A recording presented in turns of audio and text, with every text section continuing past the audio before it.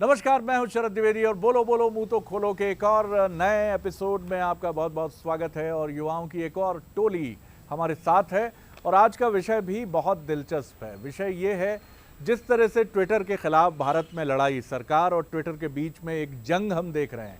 इस जंग की वजह जो थोड़ा बहुत इस पूरे मामले की तह तक जाने की कोशिश कर रहे होंगे उन्हें पता चला होगा, क्योंकि सरकार का ऐसा सोचना है कि ट्विटर पर जो कंटेंट है वो कंटेंट कई बार एक धारा या एक सोच को प्रोत्साहित करता हुआ जान पड़ता है, प्रतीत होता है।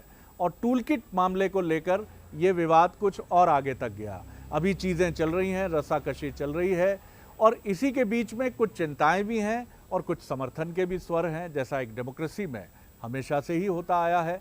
जो इसके समर्थक हैं वो ये मानते हैं कि मैं अपने लैपटॉप पर या अपने कंप्यूटर पर या अपने मोबाइल पर मैं जिस भी चीज़ को देखने की कोशिश करता हूँ, कुछ अनवांटेड कंटेंट भी उसके साथ मुझे मिलता है। जैसा हम जो लोग केबल नेटवर्क टेलीविज़न चैनल के लिए यूज़ करते हैं वो अक्सर महसूस करते होंगे कि बिजली चली जाने पर, लाइट चली जाने पर जब फिर दोबारा वो टेलीविज़न ऑन करते हैं तो कोई पर्टिकुलर चैनल ही खुलता है।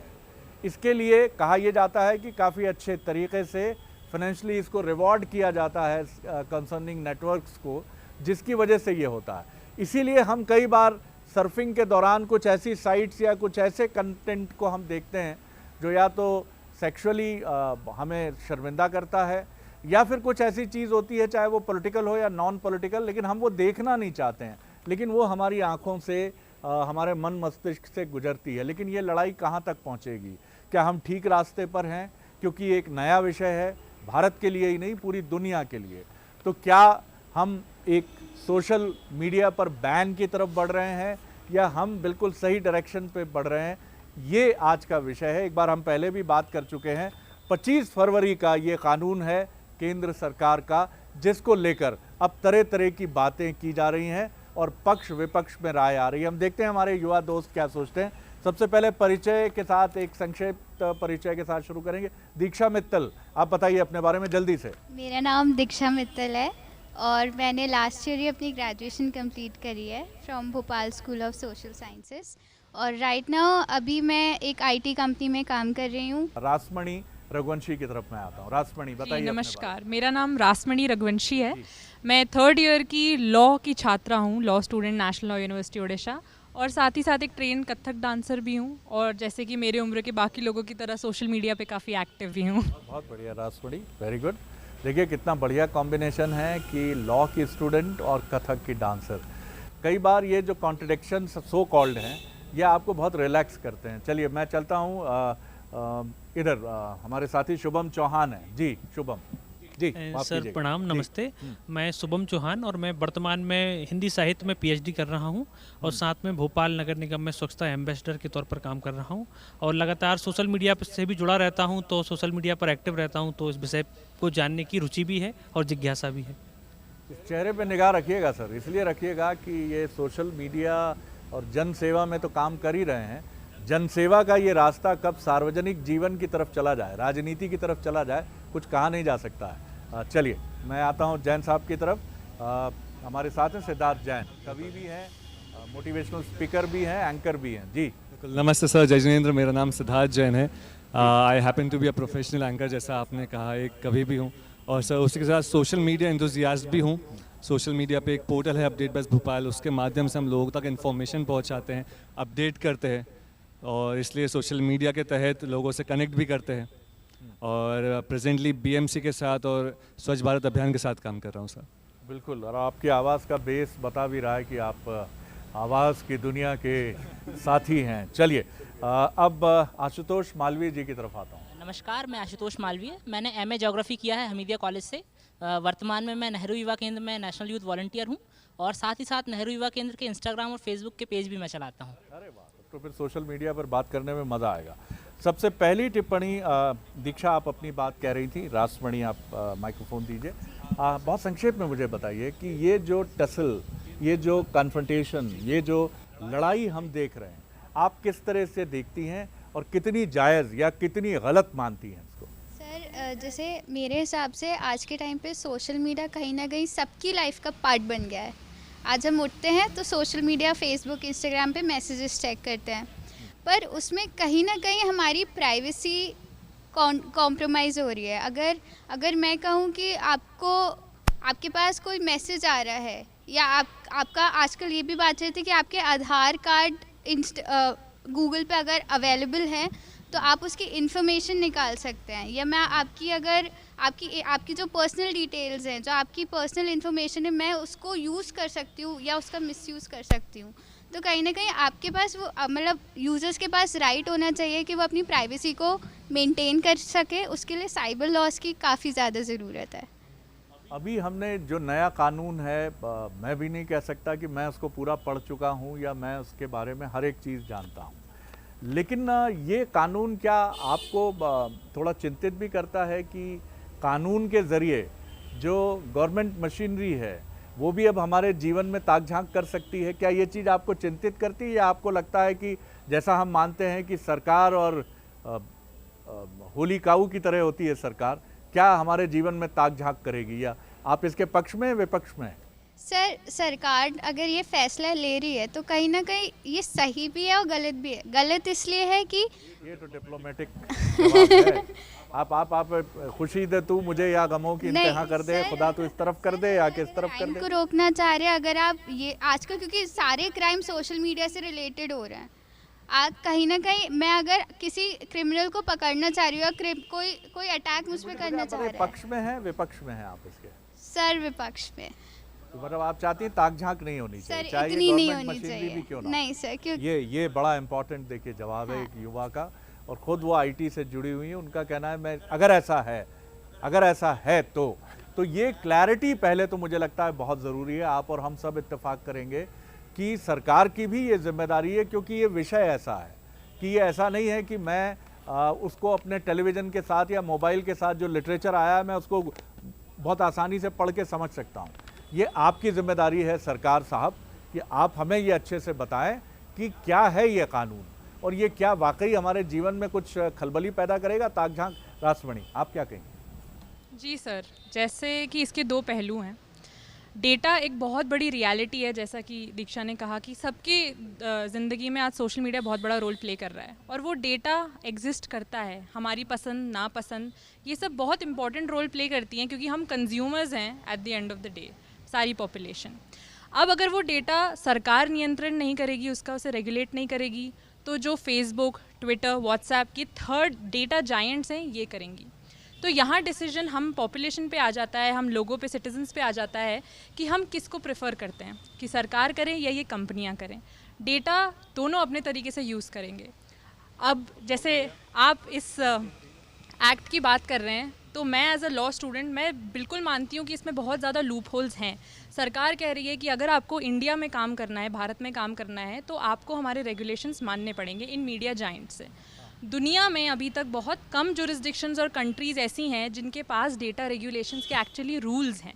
ये एक बहुत ही नया एरिया है, और लेकिन हमें एज सिटीज़न समझना पड़ेगा कि गलतियाँ भले ही हैं इस लॉ में, लेकिन अगर ये लॉ नहीं एग्जिस्ट करेगा तो हमें जो सोशल मीडिया के और ये प्लेटफॉर्म्स के अगेंस्ट जो रिड्रेसल्स हैं, कंप्लेंट्स हैं, उसका भी मैकेनिज्म नहीं एग्जिस्ट करेगा अगर लॉ ही नहीं आएंगे। तो कानून ज़रूरी है जी, लेकिन ताक झांक ना करे, और इसका एक्सेस लॉ इन्फोर्समेंट से जुड़ी जो एजेंसीज़ हैं उनको मिले, जिससे हम ऐसा लगे कि ये आर्बिट्रेरी नहीं है, मनमाना फैसला नहीं है, हम कहीं इसको चैलेंज कर सकें। जी, जैसे दीक्षा कह रही थी कि क्राइम्स कंट्रोल करना है, मेरे मुताबिक सबसे बड़ा क्राइम है आजकल लोगों की विचारधारा चेंज करना, सटली और बहुत ही धीरे धीरे, धीमे धीमे तरीके से इन पोस्ट के थ्रू स्ट्रैटेजिकली मैनेज करना। हम जैसे डिजिटल इकोनॉमी की तरफ जा रहे हैं, आप इस चीज़ पे रोकथाम नहीं कर सकते। हम पूरी तरह से रिलाय कर रहे हैं कि हम ऑनलाइन क्या देखते हैं, मैं क्या आर्टिकल देखती हूँ। बहुत इंपॉर्टेंट बात आपने कही, और एक लॉ स्टूडेंट होने के नाते आपने जो एक हमको जल्दी से एक कानूनी पक्ष भी उसका दिया है, बहुत इंपॉर्टेंट बात है। शुभम। धन्यवाद सर। मैं अपनी बात यहाँ से शुरू करूँगा कि हम लोग भारत के परिप्रेक्ष्य में अगर इस कानून को देखें तो हम तो ये कहते आए हैं कि आनो भद्रा कृतवो यंतु विश्वता, कि सभी ओर से कल्याणकारी विचार आए, और सोशल मीडिया का माध्यम भी यही था कि हमारे विचारों का आदान प्रदान हो, ये इसकी सार्थकता थी। ये अभी भी है जो जिस धारा का आपने ये श्लोक पढ़ा, क्योंकि तय अब करने बाजार का भी आक्रमण है, चुनावी राजनीति कहती है जीतना है, जीतना है, जीतना है। तो उसके पीछे सर कारण क्या है कि कोई भी कानून हम लेके आए तो मुझे लगता है कि कानून की सफलता तभी है कि जब हम उसको पाबंदियों पर जोर ना देके जिम्मेदारियां तय करें, कि जिम्मेदारी जिसकी तय होगी फिर वो अपने आप में ही जागरूक होगा। और जिन कानून की हम ट्विटर, फेसबुक या व्हाट्सएप जो भी हमारे माध्यम है, मुझे लगता है कई बार एक आम आदमी भी उसको चलाने लगा है और एक साइबर एक्सपर्ट भी चलाता है और आईटी एक्सपर्ट भी चलाता है, पर वो तीनों की समझ में ज़मीन आसमान का अंतर है। उसको हमको देखना होगा कि वो किस स्तर से चला रहा है, उसकी गलतियां क्या है, वो गलतियां कर रहा है या नहीं कर रहा, वो उसकी नासमझी हो सकती है, नादानी हो सकती है। और एक साइबर एक्सपर्ट जो गलती कर रहा है वो गलती है या नादानी है या साजिश है। देवी की आंख पर तो पट्टी बंधी है। हाँ, तो वो उसी की तय करने के लिए कानून हम बिल्कुल लेकर आएँ कि गलतियों को सामने लाने के लिए हम कानून को लेकर आएँ, पर जिम्मेदारियों को तय करने के लिए शासन और समाज की जिम्मेदारी है। आपकी बात से ये तो संभव नहीं है कि कानून का वर्गीकरण कम शिक्षित, अधिक शिक्षित और बहुत अधिक पढ़े लिखे जैसे किसी वर्गीकरण की तरफ जाए, लेकिन इतना ज़रूर है कि आपको, हमको, अगर ये मोबाइल हम जेब में लेकर घूम रहे हैं तो हम ये तय माने कि इस मोबाइल से जुड़े जो कानून हैं या सोशल मीडिया हम जो इस्तेमाल कर रहे हैं, तो इसके बारे में कम से कम प्रारंभिक, बेसिक और अब कानूनी जानकारी भी हमें रखना चाहिए। सिद्धार्थ। सर मैं एक शिकायत से शुरू करना चाहूँगा। हम सर लॉज के बारे में गाइडलाइंस के बारे में जी। जब भी हम देखते हैं जो गाइडलाइंस हमें फेसबुक या ट्विटर पे दिखाए जाते हैं या फिर गवर्नमेंट के द्वारा पेश किए जाते हैं, सर ऐसा लगता है वो लिखे ही इसलिए गए हैं कि हम देखें कि इतना बड़ा लिखा हुआ है कि बिना देखे ही हम एग्री करते हैं। कहीं ना कहीं ये शिकायत आप लोन लेते हैं तब सबकी भी होता होती है है। आपके साथ? हाँ तब आप शिकायत नहीं करते? सर करते हैं ना, बिल्कुल करना ही चाहिए, पर यह है कि जो तो आप फटाफट जहाँ वो लिख देता है, मार्क कर देता है, आप फट साइन करते हैं, बाकी तो कहता है सब चलता है सर, होता है ऐसा। पर लोन में तो पैसे इन्वॉल्व रहते हैं, यहाँ पे तो आपकी पूरी लाइफ इन्वॉल्व है, सोशल मीडिया पे तो आपकी पूरी लाइफ इन्वॉल्व है।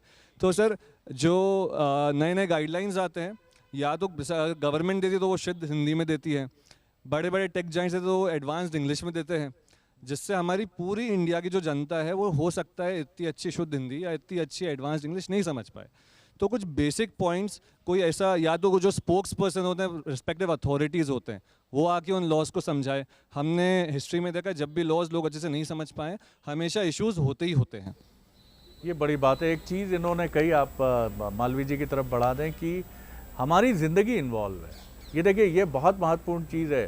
दुनिया के जाने माने प्रोफेसर जो हैं, इजराइल के युवाल नोवा फरारी, होमो सेपियंस जिनकी बहुत चर्चित किताब है, उनका कहना है कि आज दुनिया की सबसे मूल्यवान कोई चीज़ है तो वो है आपका हमारा डाटा, क्योंकि ये डाटा हमारे विचारों को उन लोगों तक पहुंचाता है जो इसका अध्ययन करना चाहते हैं, चाहे वो कॉरपोरेट वर्ल्ड हो या वो पॉलिटिकल वर्ल्ड हो।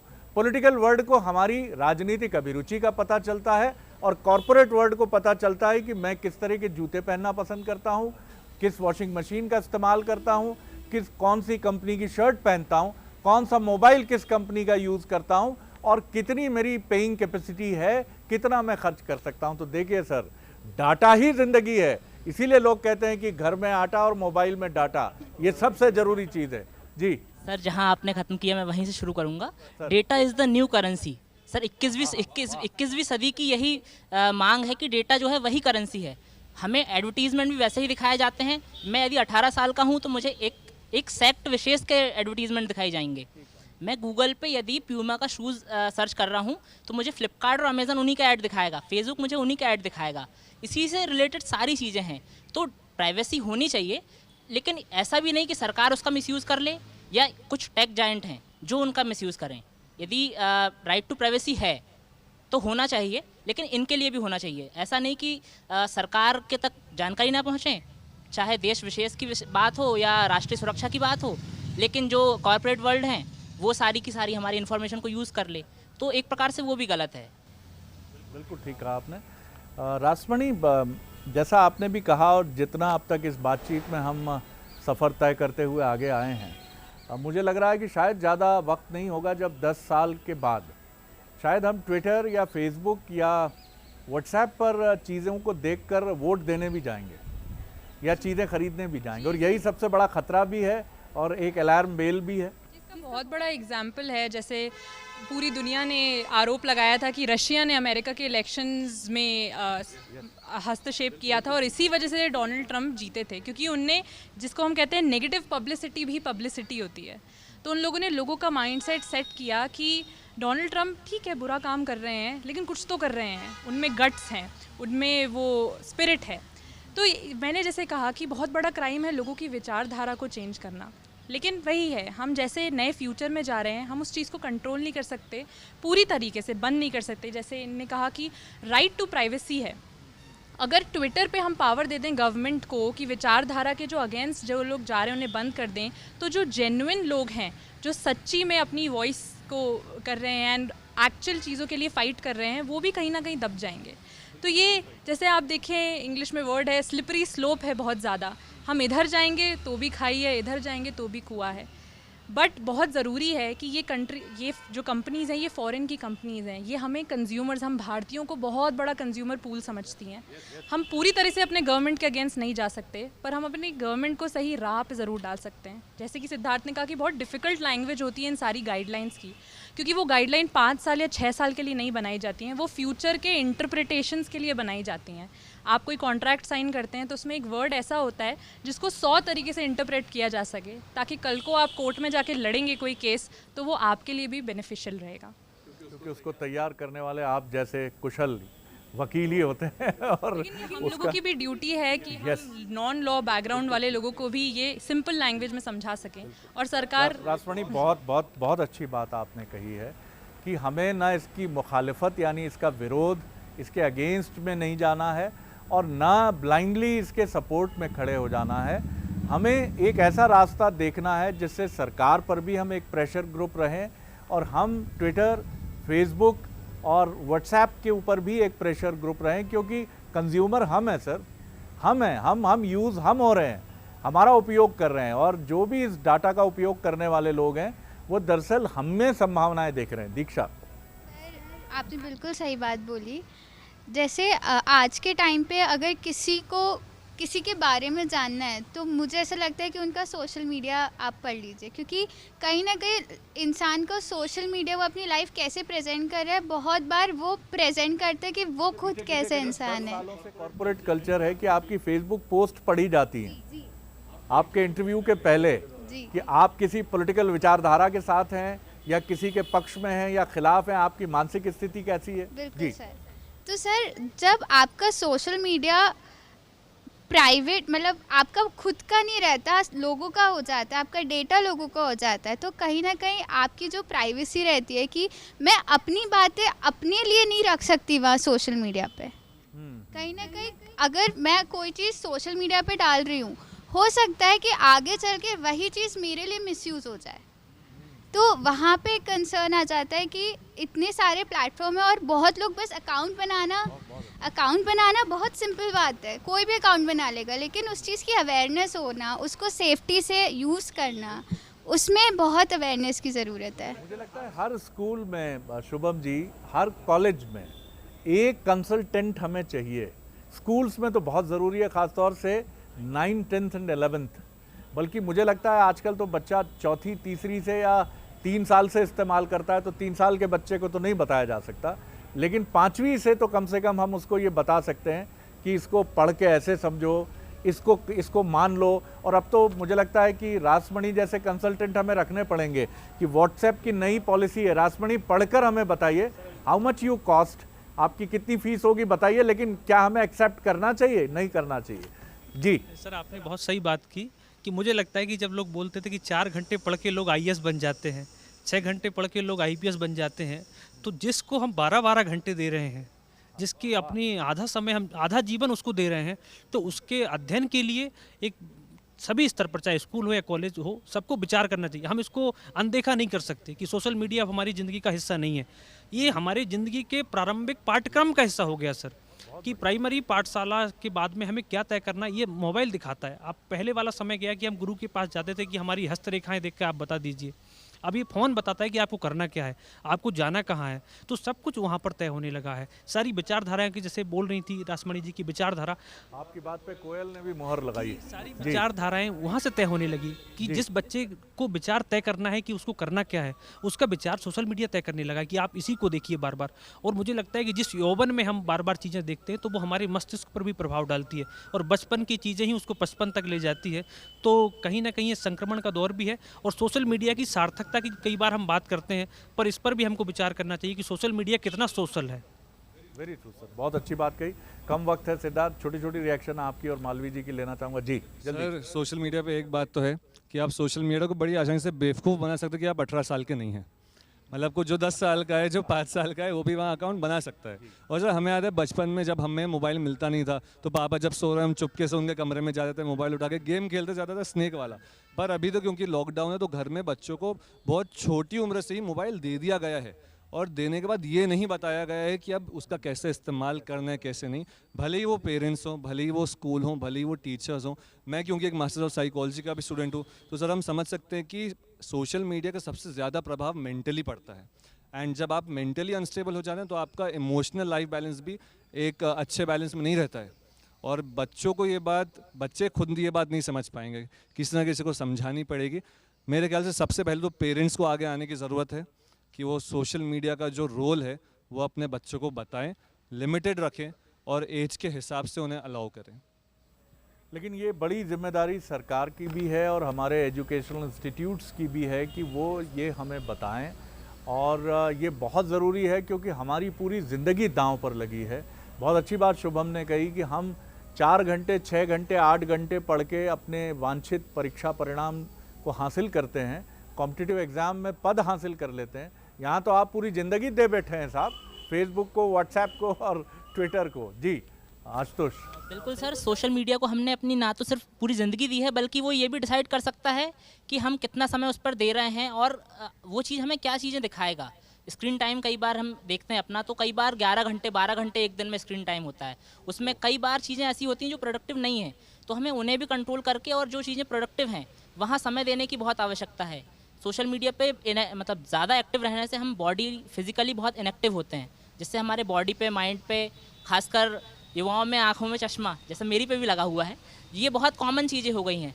स्क्रीन का ही दुष्परिणाम है एक प्रकार से। बिल्कुल बिल्कुल, लेकिन यहाँ उस दुष्परिणाम पर ज़्यादा तवज्जो देने की ज़रूरत है जो किसी कानून की शक्ल में डाटा रूपी जो हमारे प्राण हैं उनका हरण कर सकता है। उस पर निगाह रखनी होगी, वो चाहे ट्विटर महोदय हो या फिर कोई भी कार्यपालिका की एजेंसी हो। कि आप जिस ज़िले में हों उस ज़िले में अगर आपने अपनी कहीं राय रखी और ज़िला प्रशासन की तरफ से फरमान आ गया कि शरद जी जो भी आपने सब कुछ फेसबुक पर लिखा है वो और बीते 5 साल का पूरा रिकॉर्ड प्रस्तुत आपका करिए। वैसे हमने तो टीम लगा दी है, आपके कंप्यूटर सिस्टम से सब निकाल लिया गया है, लेकिन आप प्रस्तुत होइए।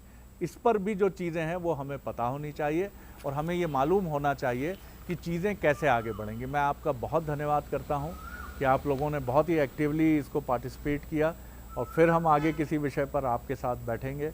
बहुत अच्छा लगा, बहुत शुक्रिया। तो ये हमारी युवा टीम थी जिससे बात करके हमेशा की तरह मज़ा आया। और जो कहा जाता है, शायद किसी फिल्म का डायलॉग लगे कि जो मज़ा रियल बातचीत में है वर्चुअल में कभी नहीं हो सकता है। और ये 2 महीने जो निकले हैं हम सब ने फील किया है कि वर्चुअल और रियल में कितना अंतर है। आज इन दोस्तों से बात करके फिर उसी एनर्जी को हमने महसूस किया है। Keep continue. कोरोना है, ध्यान रखिए अपना, इस कानून का भी ध्यान रखिए और ख़ास तौर से अपने अधिकारों को लेकर जो बड़ा सुंदर विज्ञापन है केंद्र सरकार का, जागो ग्राहक जाको। आप ग्राहक हैं, आप अपने मोबाइल के डाटा, उसकी जानकारी ट्विटर से भी पूछिए, फेसबुक से भी पूछिए, व्हाट्सएप से भी पूछिए और अपनी जानकारी को बढ़ाइए, सरकार से भी पूछिए। बोलो बोलो मुँह तो खोलो में इतना ही। अगली बार एक और एपिसोड को लेकर, किसी नए विषय को लेकर आपसे मिलेंगे। इजाज़त दीजिए, नमस्कार।